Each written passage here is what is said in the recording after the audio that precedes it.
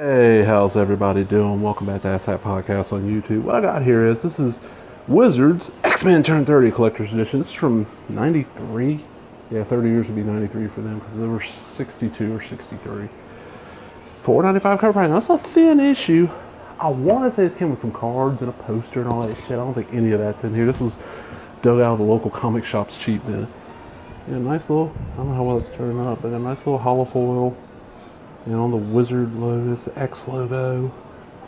Does that rainbow foil effect. And the front cover, it's gatefold. We got Cable and Wolverine. Hey, sorry about that. Is it Andy Kubert cover? So we got Cable, Cyclops, Wolverine, Strong Guy Guido, the Asian Psylocke, which is Betsy Braddock, and of course Nightcrawler. Decent art. I'm not a huge fan of either one of the Kubert ones. They're good. It feels like to me stuff when they had to do monthly stuff, their art kind of suffered a little bit. They were like, I don't know if it was maybe just it was earlier in their time frame too, because I was only really saw their stuff in the early 90s. They still do stuff. The Adam and Andy Kubert still do stuff. Their dad was a talented artist. Okay, what we got on that back side of this? Oh, celebrating 30 years of the Mighty and the Mutant. Pick up anniversary action in these X-Men and Avengers specials. Wolverine and Punisher, Damaging Evidence Limited Series.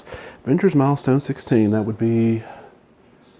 Is that when Cap reforms, does the team? Yeah, everybody quits and it's Cap, Quicksilver, Scarlet Witch, and okay.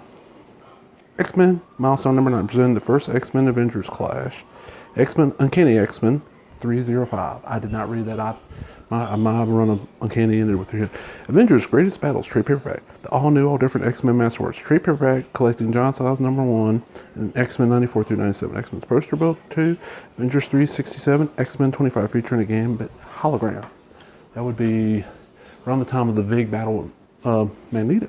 Gear Up! The Rage in the Cage, The War of the Woods, and the Battle of the Machines. All for Game Gear. That's kind of neat, a Game Gear ad. That would be Steel Cage Challenge. If you look back on my channel, I did a review. They re-released the Steel Cage Challenge and took Hogan out and somebody else. I don't know who. Replaced Hogan with, I think, Warrior, and put it out as a plug and play, and I did a review of it. Then we got Spider-Man and Terminator. They don't look too bad. Terminator. Leave San Diego Comic-Con with the original Sienkiewicz, Larkin, or Harrison for free. Go directly to Marvel booth for details. Never mind the booth number, just look for the crowd. X-Men Turn 30. And we got in our table of contents.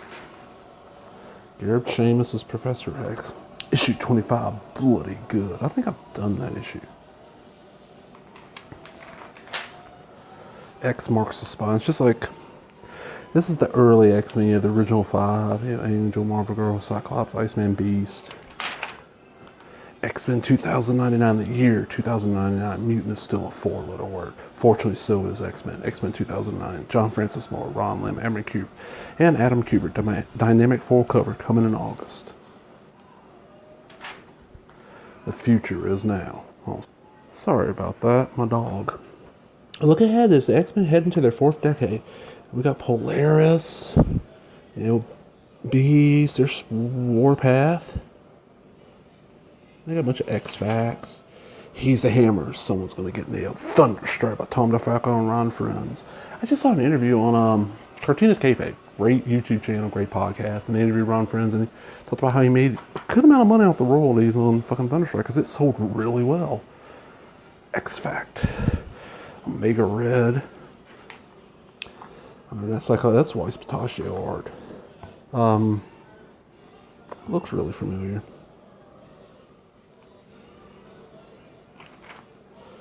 Extra amount Westfield comics, they're still around. I never known anybody use Westfield, like personally use Westfield, to order the comics. They've been around forever. They're mail order, nowadays you got most people use like Midtown, DCBS, places like that. But Westfield's been around for a long time. Gambit, Rogue, there's old Gambit. Gambit's popular. I've noticed that with the generation that grew up on the X-Men cartoon, Gambit is huge. But outside that generation, most people don't give a fuck about Gambit. He's okay, but yeah, Psylocke.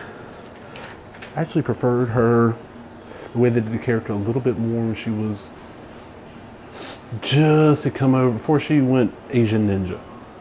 Even the Asian Ninja style was pretty decent. Oh, the Razor line. A little bit about that intro.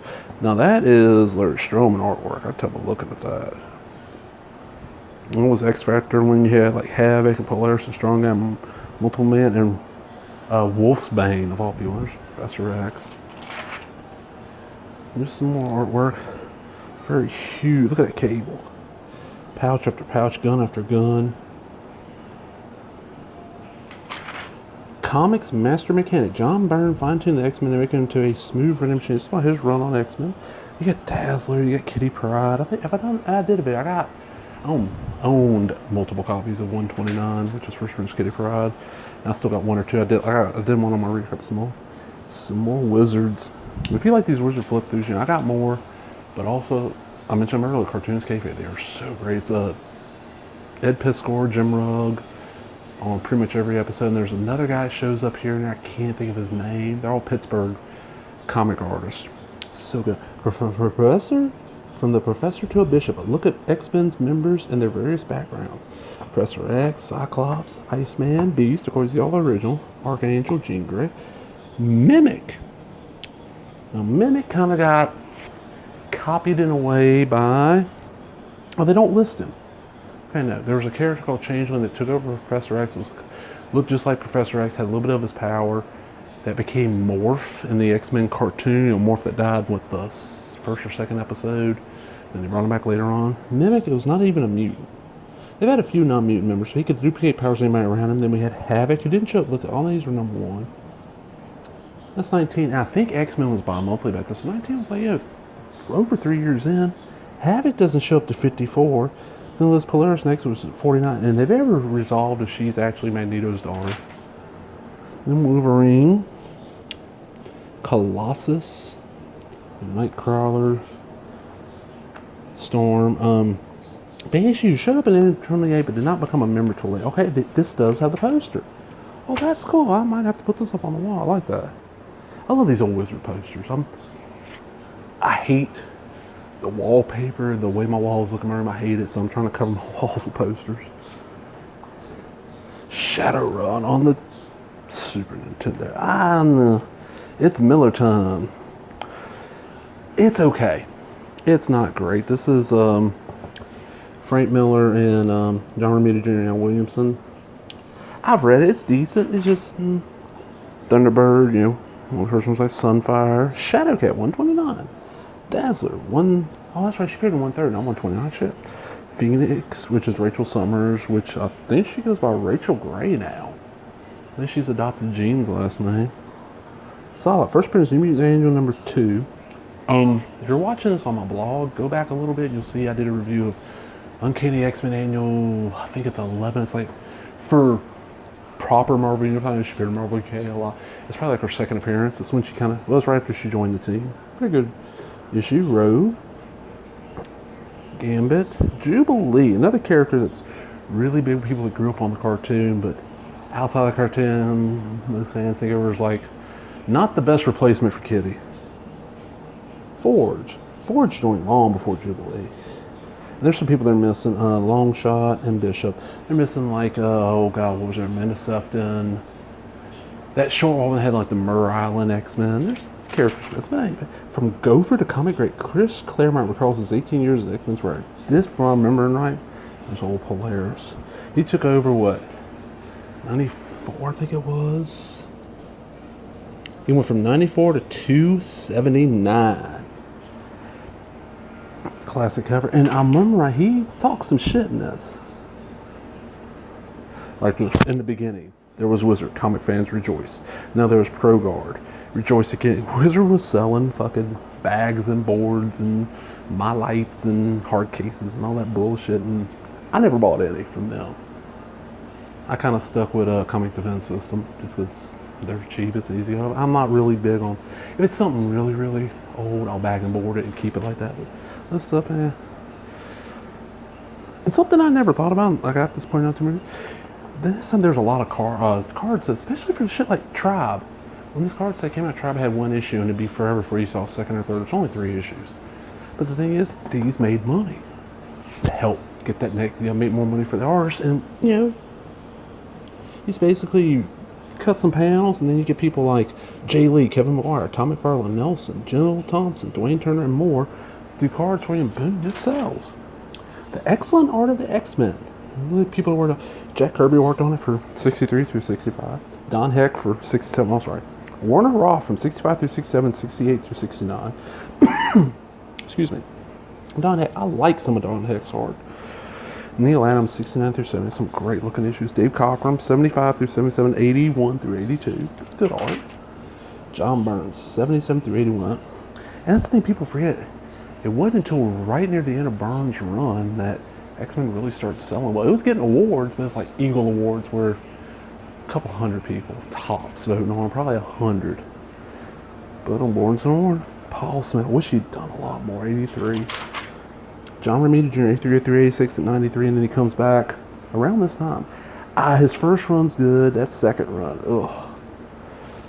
Mark Silverstreet, 87 through 89. It was around his run when I kind of gave up for a while on the title. Jim Lee, 89 through 92.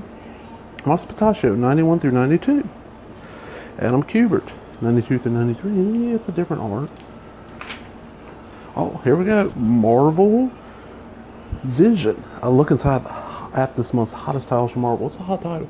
Daredevil 321. Is this a glow-in-the-dark cover, part 2 of the Fall for His storyline? That's when he gets the new costume. D.G. Chichester. Okay, something like that. It's probably good. It just ain't worth shit anymore. Psychonauts 104. It's Eats Me Sweats when American writer Chuck Dixon and Tony Luke team with Japanese artist Yasui Yazaki. The story that follows is one of shock and despair as a team of psychics return to a long since abandoned planet at 48 pages bookshelf format. Okay. New Warriors, number 40. Oh, Fabian Iciaba, you got Deborah Robinson and Larry Mahisted working on it. Derek Robertson, that's... Oh, God. The Boys. I was trying to think of what I knew him from. Captain America 420, Dirtbag Special. Comes back with an issue of Dirt. It was a magazine, like a music kind of lifestyle magazine back then. Strange Combat Tales. 104. Who's working on this? Barbie Singer, Rob Stefano, and Dave Matthews. Not the Dave Matthews you're all thinking of. Nomad 18.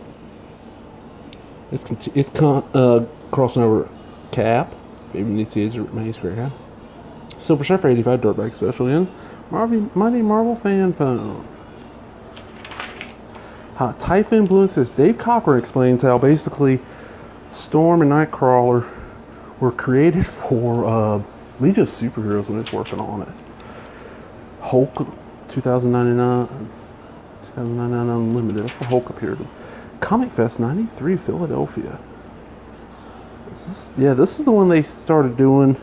They ended up becoming Wizard World. Let's see, we got Defiant, Jim Shooter, Dave Lapham. All these companies. Tom McFarlane, Spawn, Spawn Mobile. First annual Wizard Comic Awards. Look at this. One day pass is $10 or $6 for under 12. 4 day pass is $35 or 22 or 40 at the door, 25 at the door. Now, even a cheap cons will run you 15 to 20 for a 1 day pass at least. And for a 3 day, you're going to be paying like 50, 60 bucks. That's one of the reasons I quit going to my local con. It just got too expensive. X-Mates and X-Menaces. The Acolytes. Alpha Flight. Apocalypse. Arcade. The Blasco. The Blob. Cameron Hodge. Stevie Hunter's a neat one. Appeared not till dance instructor, Kitty Pryde, and training assistant. Oh. It's cut. Somebody who had this for me cut a picture out. Well, that sucks. Ah, remember that issue? That was like right after 200. It was one of the good issues right after 200. Uncanny 200, I should say. Looks like Jim Lee art to me. And I said comic book binders. Never got into the fucking binders. So many people I was like, and a lot of people are doing it. They were baseball card people. Some really funky looking. Look at that Scarlet Witch and Quicksilver. There's Magic. Is Magic even still around? ProGuard Muscle, we're proud of ProGuard. Strife and Vindicator, maybe. Guardian, Weapon Alpha, Major Maple Leaf. Oh, yeah. How Toad used to look. Mariko Yoshida. Poor Dead Doug and Other Mutant Memories. Let's talk about, how the teams have changed around, Archangel, different ones that died. the New Mutants changing into X-Force. Scorching the silver screen after a slow start in TV and movies. The X-Men have Saturday morning talk show, and by this time it had been on. Okay, talking about the first appearance was syndicated Marvel superhero show. One 3-part Submariner episode found the Prince of the Seas teaming with X-Men to stop Doctor Doom. The story Doctor Doomsday was adapted from Fantastic Four 6 and Fantastic Four Annual 3. Since the animators could not use Fantastic Four, their own cartoon series produced by Hanna-Barbera, a substitute the fairly new X-Men into place. And it's the original X-Men. Huh.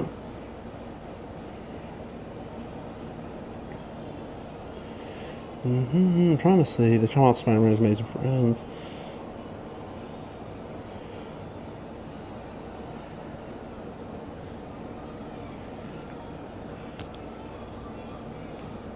I like this. Okay. Premiered October 92, garnered top ratings. X-Men only aired 2 episodes for distribution for a short time. A third show made a surprise, unadvertised appearance on a Friday. The show was obviously up against a stumbling block. Getting the shows done and getting them done well, the delayed dates weren't the only problem. When Korean animators Akon turned in the first episode, they literally needed hundreds of retakes.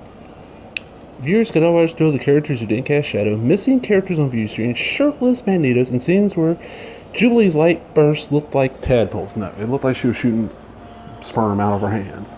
And in any color, they're just white, and it's like, it was bad. If you look around, it might still be on YouTube, but check around collector circles. People have copies of the first 3 episodes in their original form. It was really bad. Akon refused to do all the retakes in the interest of time the show was aired. One Hot Place Animation industrial industry notes that Akon's motto should be Akon, quality is only compromise.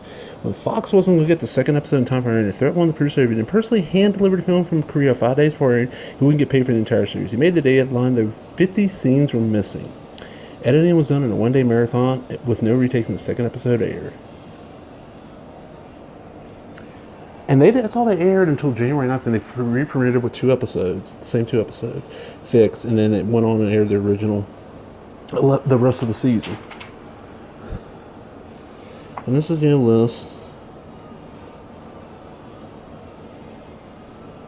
Yes, 11/27. It was the Friday after Thanksgiving. It was unannounced. This is back when the Fridays after Thanksgiving, because all the kids were out of school, like your networks, ABC, NBC, CBS, Fox, that's all you had back then. PBS, but I don't know if they did or not. They would air cartoons, and usually it'd be like new episodes of their cartoons, or like syndicated shit that never got aired again. And I just happened to be watching Fox, and boom, there comes X-Men episode 3. It is a cool little cartoon. I've got every episode. 60 Mutant Mania, the original team. And tell me how they got canceled, but they really didn't get canceled. They just quit doing new. They were popular enough to still get issues come out. They just weren't doing new stories. It was just reprints, and it stayed like that for quite a while. Like, what, 60 through 93, I think. I like this. Of Genetics and Mutating, a term paper by Douglas Aaron Ramsey of Charles Xavier's School for the Gifted. That was a cipher, and then he merged with Warlock, became Douglock. And supposedly, like, his paper, there's Iceman when he changed a little bit. You got the different ice. Havoc. Catapult to Stardom. Lee, Liefeld, and Portacio made significant contributions to the X-Men. Somehow these 3 guys from Image, and the Image was huge, and they're changing, hitting the right chord. An analysis of the reasons why the X-Men have made it to the top of the heap. I want to say that's Art Adams. And what it just was is that it got enough buzz under Byrne, and once Byrne left, it just blew up.